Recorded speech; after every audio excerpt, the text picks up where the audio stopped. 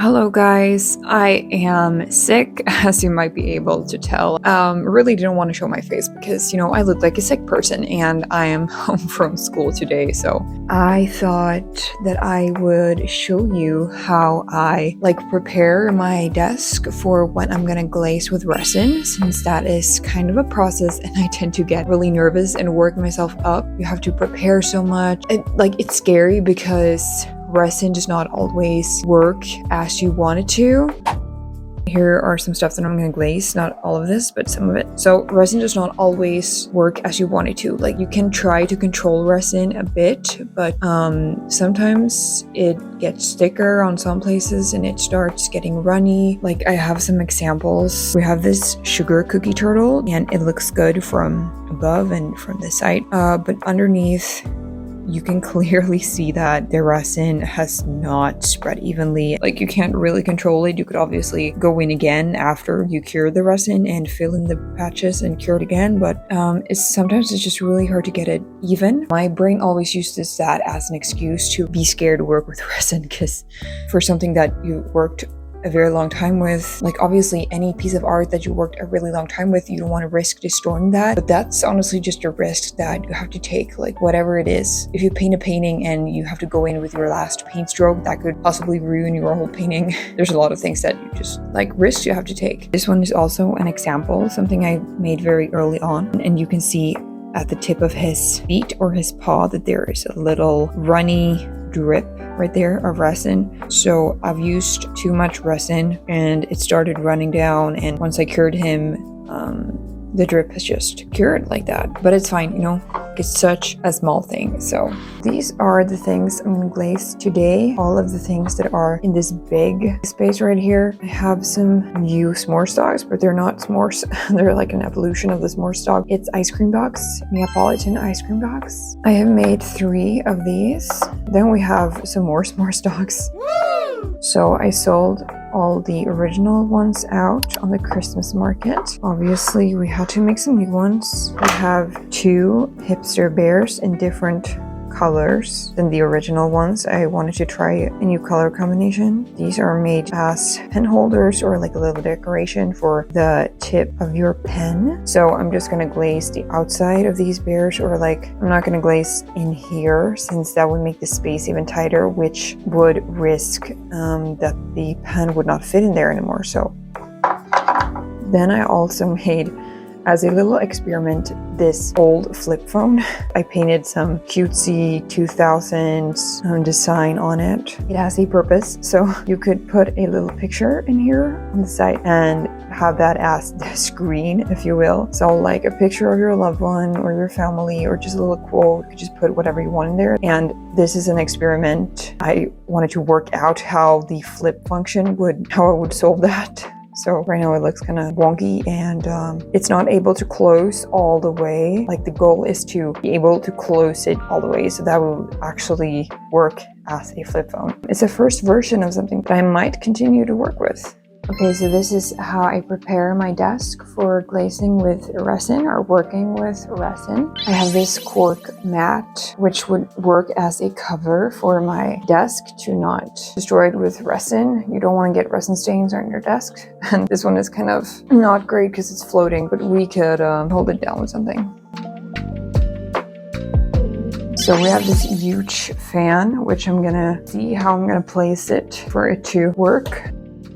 Needs to be able to move, and this is why my desk is such a problem. It is too small. So the most important thing to me when I'm putting up my fan is that it does not fan air directly into my face. Since I have my window right here, I usually open the little balcony out so that I have some ventilation. I like to aim the fan that direction so the air blows not further than to here and not directly into my face when I'm sitting right here. I don't know if it's even something that helps, but just so that it can blow the air out. And here I have my vinyl gloves. It's very, very very important to have gloves when working with resin, since it's not a good thing if you get it on your skin. You could get it on your skin like 50 times before something happens or you notice anything, but one day you get it on your skin and you could get rashes and just basically become allergic to resin, and you could never work with resin again after developing an allergy to it, since like you can't even touch a bottle of resin because your hands will swell up. Right now I only have a t-shirt on, which you should also avoid. Don't have any bare skin when you're working with resin, so I'm gonna go put on a hoodie or something. Now I have my hoodie on, which is great. It goes all the way down to my wrist, and then I got this. This is also really important. I don't know, I've heard different stuff. Like some people say it's very, very important to wear a mask when working with resin, and others say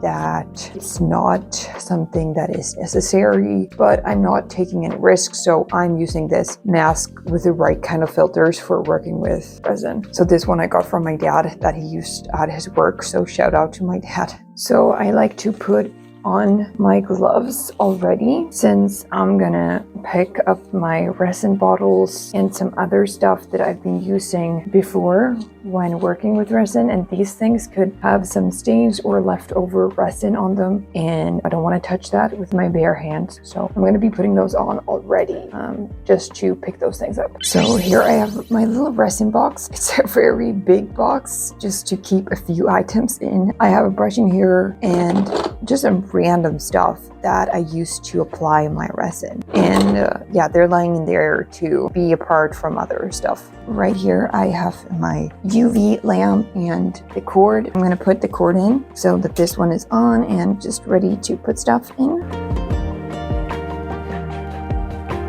I have saved some old carton pieces to keep the items that I'm glazing on top of. And then also here's the type of resin that I use, UV resin. I just ordered this off of Amazon and it works really good. I really like it. So this is the one I'm using. I'm gonna get started here, and I won't be filming the process because my gloves are gonna get dirty and I don't want to have to worry about the camera being in the right angles and having to touch that and having to move that. Like, you want to avoid touching as many things as you can, except for the actual things you're working with. And like, I do realize I'm talking about resin as if it was the most dangerous thing you could ever work with, which is not the case. But I am a really scaredy person. I am a really nervous person, and I just want to be safe. I also have cats, and I don't want the cats to come in contact with anything.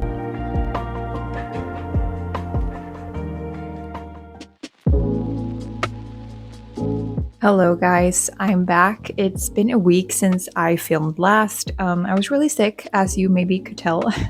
It actually just turned worse from that day. I thought that I would get better after that day, but I got even sicker. So I ended up not filming anymore that week. That's why I'm here a week later. I'm going to show you the things that I coated with resin last time, and I do still have some things to do today. So the plan for today is to finally finish the items that I have been waiting so long to put resin on. I feel like I've been stuck for a while. It's been a lot in school with my thesis project and also applying for jobs to have some kind of income this summer. I really want to push Dreamawaypup.designs further, and I'm planning on getting a Shopify and updating my Etsy as well, because that was a really long time since I did that. And now when I finally have new items that are released, I will put them out on Etsy and Shopify and really just try to start selling my stuff again, because I haven't sold anything since the Christmas market that was in December, and now I feel like it's time. I will put on my mask, my gloves, and I will continue to glaze the last of my items. Okay, so as you saw last time I filmed, I glazed these new s'more stalks. I have now also put keychains on them. So these are totally done and will be up for sale on both my Etsy and my Shopify, I guess. This is what they look like, really shiny. And this bear, I actually just glazed one of them. It took me like 2 hours to do, I don't know, maybe like 5 things. That's so crazy. But this is the one that's not glazed, and this is the one that is glazed. So you can see the difference.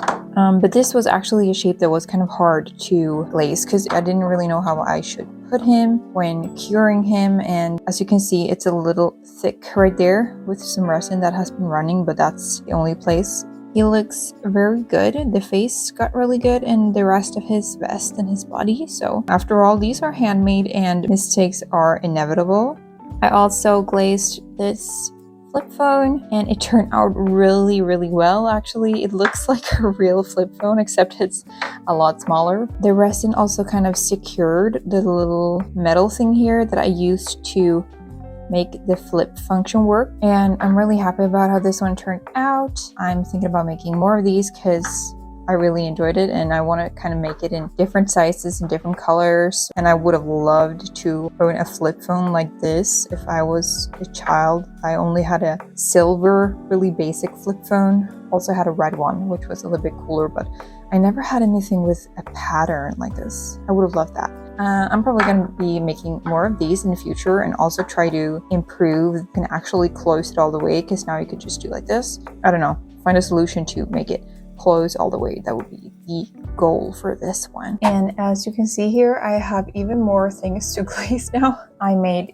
Capri-Sun earrings since these are so nostalgic to me. Like, these drinks are everything. I love those little straws that you have to stick in there. I love the colors of just orange and blue together. I also made new Smarty Cookie Cats. So these one are funfetti themed or sprinkle themed. This is kind of what the first Smarty Cookie Cat looked like. This is kind of, yeah, the original one. And then I wanted to make other similar designs. So I have 3 of these. And they also have a cookie coming with them that's gonna be on the same keychain. So this is inspired by animal cookies. Also very nostalgic with the little sprinkles on them. Also have this huge hipster bear. This one is so big. Like, I wanted to make a new one. I already have pink ones, but I wanted to make another one with different colors. And this one turned out so much bigger than the last ones. I don't understand how I managed to make them bigger. Literally huge. Like, look at him.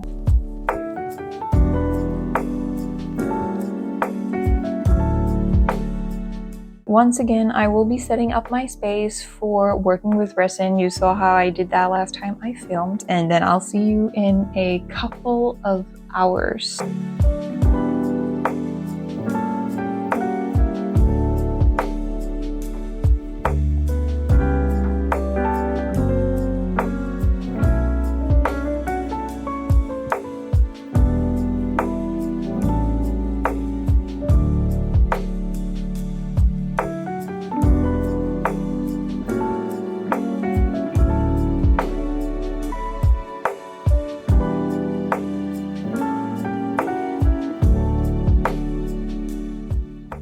These are the ones that I just showed you, and I was really pumped to start assembling them already, like actually make these Capri-Sun inspired drinks into earrings and put like keychains on the dogs, but they were still a little bit sticky, so I'm gonna let them cure in the sun. It's not really sun because there's never sun here in Sweden in February, or actually it's March. So like, obviously it's still UV light, but it's not strong, so it'll take a minute, but hopefully they will be less sticky in a few hours. I have big marks on my face now from the mask. My plan for the rest of the day is just to assemble the things that I put resin on and also keep planning for, actually might even start up my Shopify today. I'm a student right now and it costs a bit to have Shopify. We'll see what I do when I get home, but now I'm gonna take a walk, so see you later.